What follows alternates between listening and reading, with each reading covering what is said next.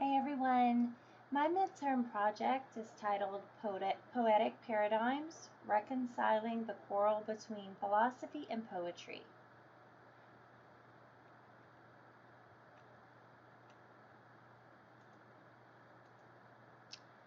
My objective with respect to this project was to show how the four major paradigms could be represented by poets, based on an analysis of the individual poets' approaches to form and content.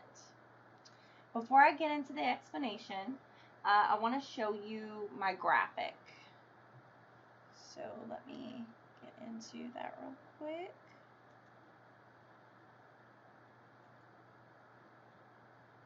All right, so this is the overall graphic.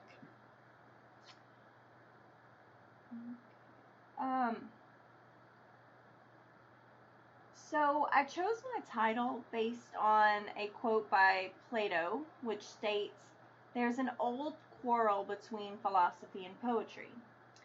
I think this quote highlights the long-standing distinction between science and the humanities. However, my hope is that this presentation will show that the two can work in harmony. You'll notice in the graphic, it's broken into four major sections for each paradigm. With the definition, a poet, and a short rationale for why I chose each poet to represent a particular paradigm. But I would like to give a deeper explanation for each of those. So I'm going to go back to my PowerPoint. Right.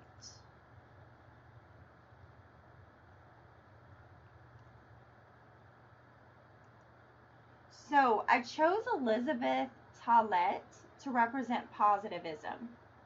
We know that positivism focuses specifically on proving claims scientifically in a structured way. So I chose Tallett because she was a strong advocate for science and truth. As a highly educated woman in the 1700s, which was very rare, of course, she valued knowledge and truth. Her writing style was very formal and often included Newtonian imagery. All right, so this is an example of one of her poems. I don't want to read each of the model poems that I give you, but I do want you to see them. Tallett's poetry is not easily accessible, meaning I had a really hard time even finding this one, but I was able to find this one. It is entitled Curiosity. Notice that her use of structure is very obvious. She uses an A-B rhyme scheme within 8 quatrains or 4-line stanzas. Each line is written in trochaic octameter. But aside from the structure, I also thought the content of the poem worked for positivism because it's a satirical piece about the power of knowledge. It's also a feminist piece, especially, for the 1700s, so it could also be used for gender theory. All right. Now, for interpretivism, I chose, and I don't know if I'm pronouncing her name correctly, but I chose Atharzia. She's interesting because she's both an anthropologist and a poet. She said that she does not buy into the whole dichotomy between creative writing and research because she feels that both can be creative. As a poet, she writes what she sees and then she adds her own interpretation to it. A good example of this is her poem. I'm sorry, the screen's not switching right away. Okay, so it's her poem in Kashmir, Writing Under Occupation. Automatically, you can see that this is structured much differently than Tallett's piece because Zia uses a free verse style, so there's no rhyme scheme. I underlined some of the descriptive examples of which she sees during her time in the streets of Kashmir, which has been, Kashmir has been under conflict since the 1940s. In the end of the poem, she adds her interpretation, which points to the idea that seeking freedom is a crime in Kashmir, and even falling, I apologize, falling in love can be seen as seeking freedom. This poem, in my opinion, fits perfectly into the interpretivism paradigm, because it says that reality exists, but meaning is constructive.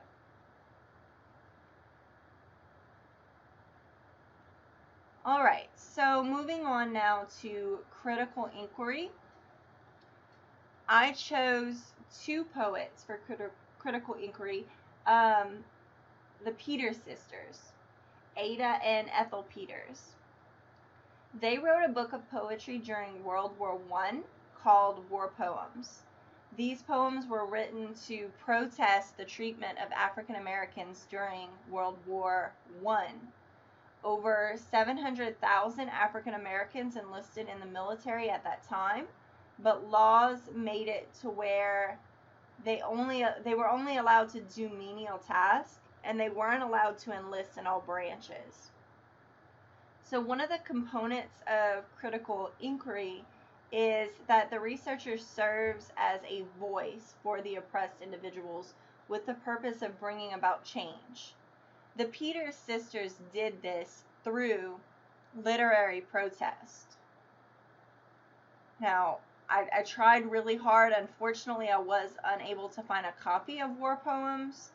I did find the preface and the beginning lines of the book, though. So you can see the preface reads, "The sole intention of the authors in writing these poems is to show the Negro's loyalty to the Stars and Stripes in the war with Germany, and to show the need of unity of all men in the fight for democracy." So you see just from the preface that it's saying, we need to all come together, and, my own interpretation, that, these men are fighting, and, they deserve to respectfully do so. And then we have the beginning lines. One line that really stood out to me was the final line, "Disgrace before living and dead." It's just showing that, that the sisters see that these men aren't being treated the way that they deserve to be treated.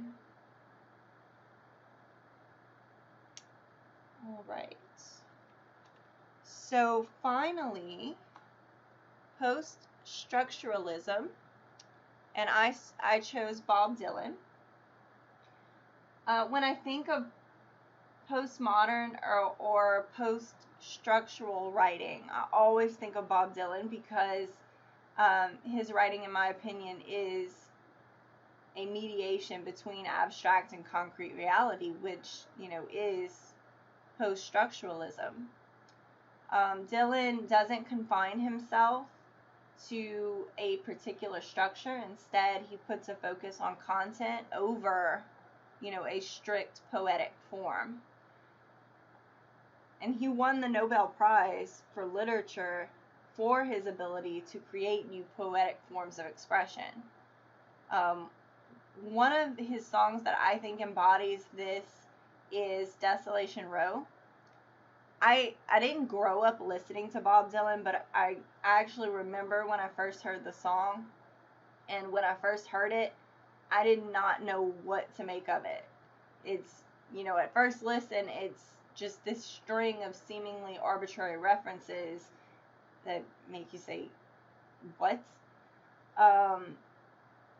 But with a deeper look into it, you can see that there are some heavy political, societal, and literary meanings within this song. For example, let me show the All right.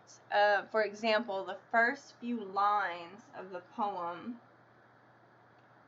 they're selling postcards of the hanging, they're painting the passports brown, the beauty parlors filled with sailors, the circus is in town.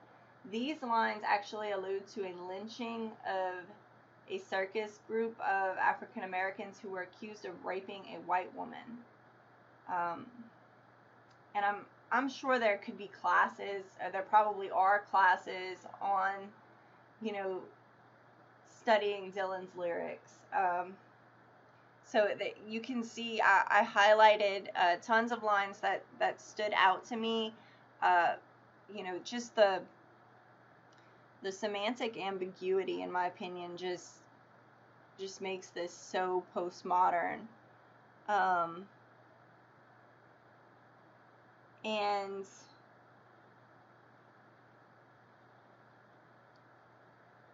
it's just,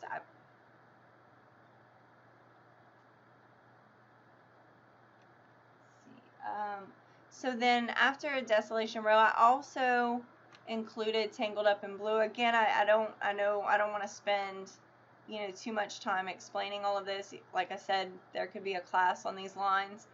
But Tangled Up in Blue, in my opinion, is another example that's just very postmodern, in my opinion, mostly because you know, it has this non-chronological order, and you know, it's unclear of how many characters are even present within this song. You don't know if he's talking about, you know, if some of them are the same woman, or if they're multiple women, or, you know, what's going on there. So it's one of those, you know, again, at first listen, you think, what did I just listen to? But then when you really listen, you get a much deeper meaning. Now, some lines that have always stood out to me in this poem was the one about how she opened up a book of poems, and he's able to make a personal connection with this poetry that was written in the 13th century. I think that's very telling. Yeah, I think that's definitely postmodern. And that is my graphic. Those are my representations. Again, I think that these four poets represent the four major paradigms in qualitative research. That's it. Thank you.